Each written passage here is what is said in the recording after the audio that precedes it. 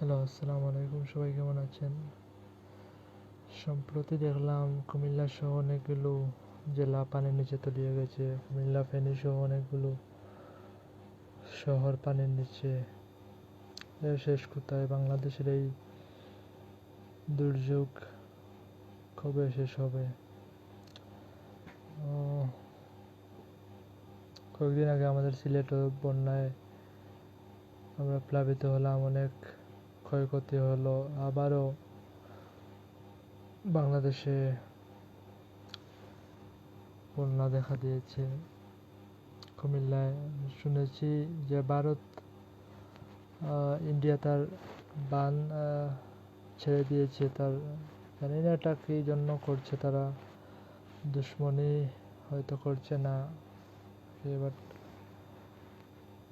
একের পর এক ধাক্কা বাংলাদেশের, কবে যে শেষ হবে তাই বলা মুশকিল। দোয়া করি আল্লাহ তাআলা যেন সবাইকে